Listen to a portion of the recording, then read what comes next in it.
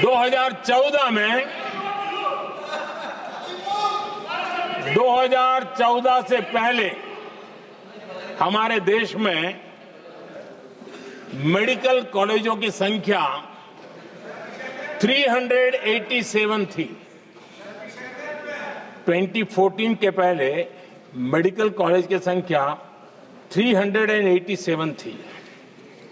आज 780 medical college हैं।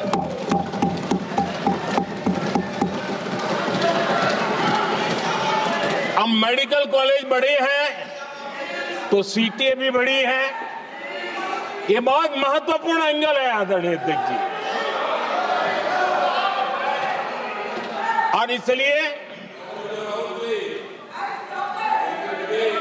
कॉलेजें बड़ी हैं, सीटें भी बड़ी हैं।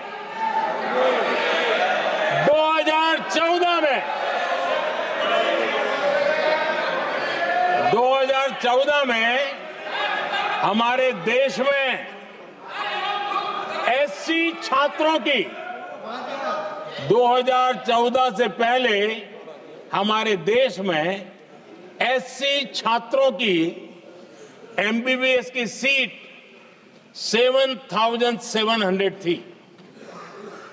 हमारे आने से पहले दलित समाज के हमारे 7,700 युवा डॉक्टर बनने की संभावना थी। 10 साल हमने काम किया। आज संख्या बढ़कर एससी समाज के 17,000 एमबीबीएस डॉक्टर की व्यवस्था की है। कहां 7,700 कहां 17,000। अगर दलित समाज का कोई कल्याण का और समाज में तनाव लाए बिना एक दूसरे के सम्मान को बढ़ाते हुए, आदरणीय अध्यक्ष जी,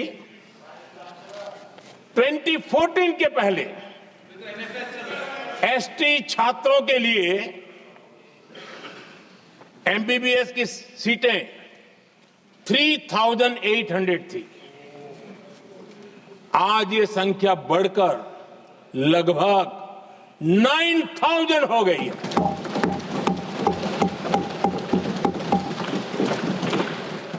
ट्वेंटी 2014 के पहले ओबीसी के छात्रों के लिए एमबीबीएस में 14,000 से भी कम, 14,000 से भी कम सीटें थी। आज इनकी संख्या लगभग 32,000 हो गई है।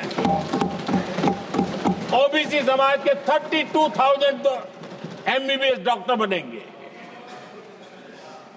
आदरणीय अध्यक्ष महोदय, पिछले 10 साल में हर सप्ताह एक नई यूनिवर्सिटी बनी है। हर दिन एक नई आईटीआई बनी है। हर 2 दिन में एक नया कॉलेज खुला है। सोचिए, एससी, एसटी, ओबीसी हमारे युवा युवतियों के लिए कितनी वृद्धि हुई है, इसका आप अंदाज लगा सकते हैं। आदरणीय अध्यक्ष जी, हम हर योजना के पीछे लगे हैं 100% सिचुएशन, 100% उसको लागू करें। उसके जो भी लाभार्थी हैं वो उसमें छूट न जाए, उस दिशा में हम काम कर रहे हैं। पहले ताकि हम चाहते हैं कि जिसका हक है उसको मिलना चाहिए।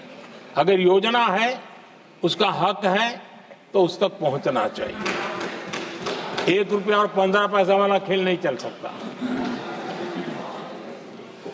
लेकिन कुछ लोगों ने क्या किया, मॉडल ही ऐसा बनाया कि कुछ ही लोगों को दो, औरों को तड़पाओ और तुष्टीकरण की राजनीति करो।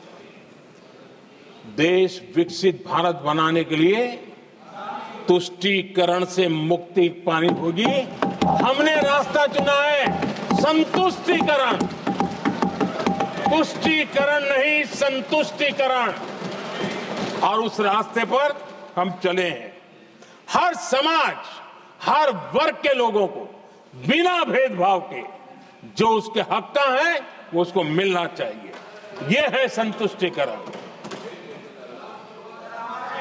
और मेरे हिसाब से जब मैं 100% सैचुरेशन की बात करता हूं तो उसका मतलब होता है एक असल में सामाजिक न्याय है, ये असल में सेकुलरिज्म है और असल में ये संविधान का सम्मान है। आदरणीय अध्यक्ष जी, संविधान की भावना है सबको बेहतर स्वास्थ्य मिले, और आज कैंसर डे भी है। देश भर में और दुनिया भर में आज हेल्थ को लेकर के काफी चर्चा भी हो रही है, लेकिन कुछ लोग हैं जो गरीब को, बुजुर्गों को आरोग्य की सेवाएं देने मिले उसमें अड़ंगे डाल रहे हैं, और वो भी अपने राजनीतिक स्वार्थ के कारण। आज आयुष्मान से देश के 30,000 अस्पताल जुड़े हैं और अच्छे स्पेशलाइज्ड प्राइवेट अस्पताल जुड़े हैं जहां आयुष्मान कार्ड वाले को मुफ्त इलाज मिलता है। लेकिन कुछ राजनीतिक दलों ने अपने संकुचित मानस के कारण, कुनीतियों के कारण गरीबों के लिए इन अस्पतालों के दरवाजे बंद करके रखे हुए हैं, और इसका नुकसान कैंसर के मरीजों को उठाना पड़ा है। पिछले दिनों पब्लिक हेल्थ जर्नल लैंसेट की स्टडी आई है। उसका कहना है कि आयुष्मान योजना से समय पर कैंसर का इलाज शुरू हो रहा है। सरकार कैंसर की जांच कराने के संबंध में बहुत ही गंभीर है, क्योंकि जितना जल्दी जांच हो, जितना जल्दी ट्रीटमेंट शुरू हो, हम कैंसर पेशेंट को बचा सकते हैं। और लैंसेट ने आयुष्मान योजना को क्रेडिट देते हुए कहा है कि भारत में इस दिशा में बहुत बड़ा काम हुआ है। आदरणीय अध्यक्ष जी, इस बजट में भी हमने कैंसर की दवाइयों को सस्ते करने की दिशा में बहुत बड़ा महत्वपूर्ण कदम उठाया।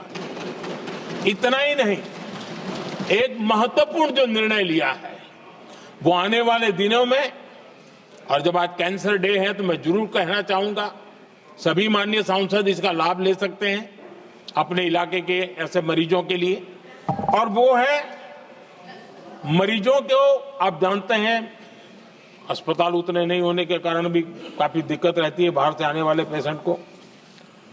200 डे केयर सेंटर बनाने का निर्णय इस बजट में किया गया। ये डे केयर सेंटर पेशेंट को भी, उसके परिवार को भी बहुत बड़ी राहत देने वाला काम करेगा। आदरणीय अध्यक्ष महोदय जी, राष्ट्रपति जी के भाषण की चर्चा के समय यहां विदेश नीति की भी चर्चा हुई, और कुछ लोगों को लगता है जब तक फॉरेन पॉलिसी नहीं बोलते तब तक वो मैच्योर नहीं लगते, इसलिए उनको लगता है फॉरेन पॉलिसी तो बोलना चाहिए फिर भले ही देश का नुकसान हो जाए। मैं ऐसे लोगों को जरा कहना चाहता हूं, अगर उन्हें सच में फॉरेन पॉलिसी सब्जेक्ट में रुचि है और फॉरेन पॉलिसी को समझना है और आगे जाकर के कुछ करना भी है, ये मैं शशि जी के लिए नहीं कह रहा हूं तो मैं ऐसे लोगों को कहूंगा एक किताब जरूर पढ़ें। हो सकता है उनको बहुत फिर कहां क्या बोलना उतनी समझ हो जाएगी।